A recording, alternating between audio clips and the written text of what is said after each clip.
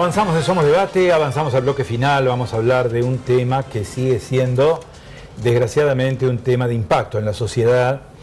Lo hemos desarrollado ya en alguna otra oportunidad en nuestro programa, pero es un tema tan actual y es un tema que golpea a muchas familias, razón por la cual volvemos sobre este tópico. Esta noche está con nosotros Germán Guglieri. Germán Guglieri ha estado en muchas oportunidades a través de lo que han sido los mensajes de los padres de chicos de TEA, los trastornos de espectro autista.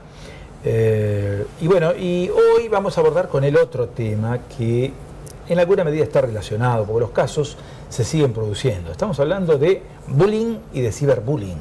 Ya vamos a hablar de las jornadas que se están organizando en Entre Ríos, en la ciudad de Paraná concretamente, pero ahora vamos a hablar un poquito de este tema que es de alto impacto, ¿no? Bullying, ciberbullying. Se reproducen los casos, Germán. Buenas noches, gracias por estar con nosotros. Gracias por la invitación. Buenas noches. Sí, se reproducen los casos. Mira, el término bullying es acuñado en la década del 70, refiere a torear, acoso, a matonear. Se vincula directamente con el acoso. Hay un estudio de la UNESCO que dice que de cada 10 estudiantes, 4 sufren bullying o acoso. Fundamentalmente para nosotros, en la temática que estamos, esto tiene que ver directamente con la educación. Nosotros hemos detectado, sobre todo en Paraná, uno de los argumentos que esgrimen desde el área de la docencia es la falta de capacitación en ciertos temas o la falta de herramientas. Entonces, nosotros nos hemos abocado a brindar humildemente a través de estas capacitaciones lo que pensamos que puede ser herramientas. Así como lo hicimos ahora el 22 de octubre con una jornada que se llamó Hablemos de Bullying, Hablemos de Autismo y de Educación Inclusiva, a la cual asistieron 600 personas. Pensamos repetir algo más o menos parecido con esta que se llama Bullying y Ciberbullying, con la presencia de la licenciada María Sisman, autora del libro Bullying, directora del equipo Libres de Bullying. Es un equipo de intervención que actúa en estos casos, de intervención, de asesoramiento escolar sobre todo, y con la presencia del doctor Santiago Reset, de Paraná, que también es un especialista en este tema de bullying. Bueno, uno piensa que este tema de bullying existió, ¿no es cierto? Siempre. Probablemente más de uno de nosotros lo ha experimentado en el ciclo educativo, sobre todo en los primeros ciclos educativos, en el ciclo primario, en el ciclo secundario. Ahora, hoy la sociedad lo pone en evidencia y lo pone sobre la mesa como uno de los grandes temas de análisis para abordarlo, para considerarlo y para prevenir situaciones que son muy desagradables, porque hay chicos que llegan a consecuencias indeseables, ¿no? Realmente. Sí, eso es lo grave, ¿no? Que hay casos que desencadenan de la peor manera. Y por eso es importante estos equipos de intervención, y es importante que de alguna manera la persona, el chico que está siendo acosado, que sufre bullying, pueda manifestarlo de alguna manera, porque en el bullying lo que se da es una posición dominante de uno sobre otro, y más grave aún, un grupo que por acción o omisión permite que esto vaya sucediendo en el tiempo, ¿no? El ser humano da la sensación de que solo actúa de una manera y masificado actúa de otra manera. Pero entonces, cuando se conforma un grupo de chicos que acosa a un compañero o a una compañera y lo comienzan a tomar como una práctica sistemática, empieza el proceso psicológico en el chico acosado. Seguro, pero mira, vos referís bullying, referís prácticamente a adolescencia, pero también hay una parte dura que es en la adultez, el mobbing laboral, por ejemplo, que hoy también está muy en boga de todo el mundo. Eso también pasa. Entonces, estas formas de avasallamiento sobre la persona, me parece que desde todo punto de vista no debería funcionar. De alguna manera deberíamos prevenirlo, ¿no? Sí, yo hice hincapié en el tema de la educación porque es donde aparecen los primeros síntomas, las primeras evidencias, ¿no? Probablemente la persona mayor conoce los mecanismos, tiene los mecanismos para su autodefensa, aunque a veces no sean lo suficientes para poder ver ese fenómeno. Pero el chico se ve más indefenso, se llama vulnerable. Seguro, seguro. Una cosa que yo estuve hablando hace un tiempo con María Sisman telefónicamente, algo que a mí me llama muchísimo la atención, sobre todo lo que sucede en el área que nos toca tan de cerca a nosotros, que es la discapacidad, que la forma de exteriorización más visible del bullying es la violencia, pero en discapacidad se da una forma terrible que para mí es la indiferencia, ¿no? Dejar a los chicos, como dicen los gallegos, en modo ghosting, fantasma, dejarlos en un rincón. Esta es la gran diferencia a veces entre integrar e incluir. Lo dejas ingresar, por ejemplo, en un establecimiento educativo, está bien, lo integraste, pero no lo incluiste. No haces nada para que se produzca esa interacción. Entonces eso para mí es terrible. Y después otro tema muy convocante para mí es el ciberbullying, ¿no? El ciberbullying que tiene una arista complicada, que es el anonimato, ¿no? De repente un adolescente se ve acosado en diferentes plataformas y no sabe bien de dónde viene. Esto es terrible, ¿no? Entonces, sí, es todavía más enigmático, ¿no? Es más enigmático y aparte lo pone en mayor nivel de exposición porque las redes sociales, el factor multiplicador que tienen es exponencial. Sí, además son situaciones que generan miedo. ¿Por qué? Porque probablemente en el bullying la persona que está sufriendo el acoso identifica quiénes son las personas que estaban frente a él, pero en una situación de ciberbullying donde a través de su computadora recibe amenazas, burlas, mensajes, desprecios, ahí siente ya siente como que no identifica al enemigo. ¿Quién es? Seguro, pero vos fíjate, en el bullying hay una tendencia del que es acosado a no querer comentarlo por miedo, por vergüenza.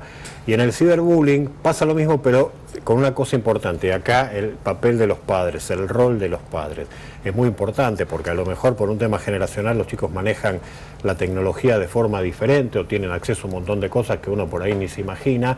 Pero nosotros como padres tenemos que tratar de transmitir la suficiente confianza como para ellos, si sienten que en algún momento está pasando algo de esto, nosotros podamos ayudarlos con las armas que tenemos nosotros como padres. Claro. Y después tiene otro costado grave, gravísimo, que es el sexting, ¿no es cierto? Eso es también terrible, y el grooming, que es la pedofilia. Esos son dos aspectos que hay que tener en cuenta, sí, además, y cuidar muchísimo a los chicos en ese sentido. Hay que tener en cuenta que hoy los chicos tienen un acceso casi ilimitado a la tecnología. Pero, es decir, a ver, celulares, tablets, computadoras. Mirá, y ellos, bueno, tienen un acceso que probablemente mucho más sencillo y mucho más diverso que un adulto. Pero mira, aparte lo rápido que va evolucionando todo. María cuenta en el libro que antes, por ejemplo, vos le decías a tu hijo, poné la computadora ahí que yo te pueda ver. Hoy no existe eso, porque con el smartphone no lo puede controlar, porque se lo lleva a cualquier lado, y cómo hacer para controlarlo. Entonces todo eso se suple con la confianza. No hay otra manera, que el chico tenga confianza en vos y que vos puedas intervenir y bueno, decir, sí, y tener ciertos recaudos. María también dice algo importante, por ejemplo, si vos compartís en Facebook con tu hijo, tenés que tener cuidado de ciertas acciones, sobre todo con las fotos. Porque vos por ahí como papá posteás una foto, subís una foto de tu hijo en un cumpleaños, y para vos es lo más normal, y por ahí, para los códigos de los chicos, lo estás ridiculizando. Y vos, pensando que haces un bien, estás haciendo un mal. Por eso también hay que tener muchísimo cuidado con esas cosas. Germán, ustedes están organizando una jornada en Paraná. Sí. Y evidentemente, bueno, estamos todavía en tiempo como para invitar a mucha gente que quiera acercarse, porque el tema es convocante, es un tema de la sociedad, es un tema que sensibiliza mucho, seguro, sobre todo a chicos que están a veces en una situación en la que se sienten débiles frente a todo esto, sienten que no pueden hacer nada, sienten impotentes frente a esta situación. Seguro, y justamente el sentido de estas jornadas es todo lo que vos decís, más darle a todas estas jornadas que nosotros venimos haciendo y que vamos a hacer muchísimas más a lo largo del año porque pensamos que son muy necesarias, es el tema de la capacitación, ¿no? En Paraná se nombra de interés educativo y se da puntaje a la carrera docente, cosa que es muy importante contar con los docentes sobre todo, ¿no? Porque estamos hablando de una etapa de la vida en la adolescente que los chicos, todo esto sucede generalmente en el marco de la escuela, ¿no? En el marco educativo. Estamos hablando del 3 de diciembre. El 3 de diciembre en la Universidad Católica de Paraná, en la calle Buenos Aires 239, de 8:30 a 12:30. Repetimos quiénes van a ser los especialistas que van a dar las disertaciones y bueno, y autores de libros, personalidades reconocidas en el país por su trayectoria, por su trabajo en este terreno, ¿no? Sí, la licenciada María Sisman, una mujer divina, el doctor Santiago Reset, también autor de numerosos trabajos, también de bibliografía, gente que está muy comprometida con la temática y gente que puede aportar, me parece, algo fundamental de su experiencia, de su sabiduría en todo esto.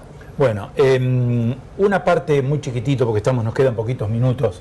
La última vez que estuvimos charlando, Germán, aquí hablábamos de toda la legislación nacional y las legislaciones en la provincia que tienen que ver con el autismo.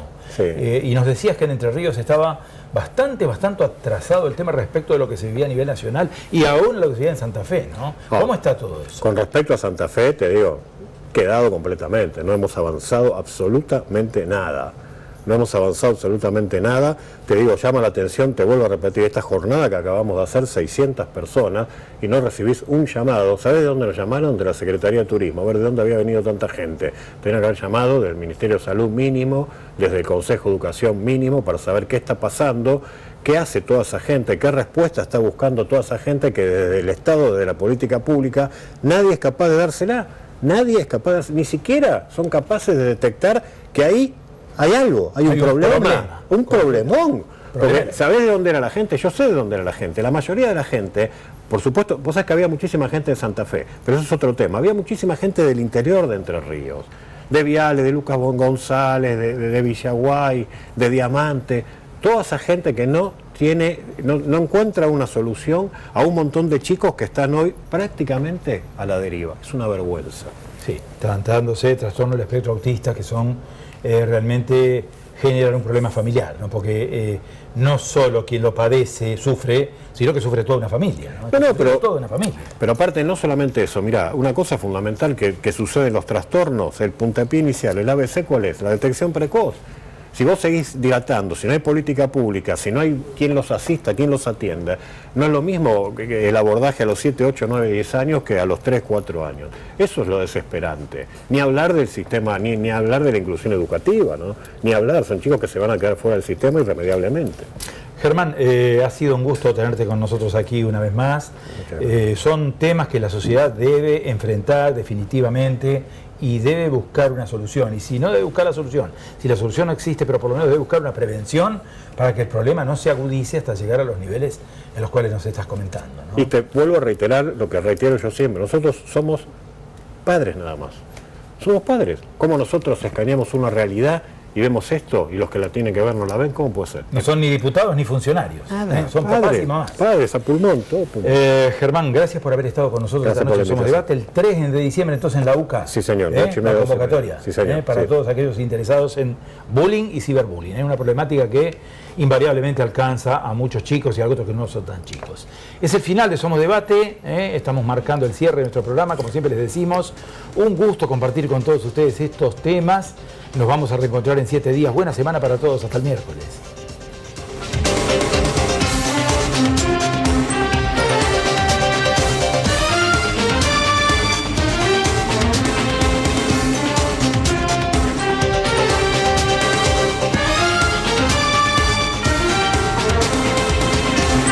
Auspiciaron Somos Debate, Luz y Fuerza,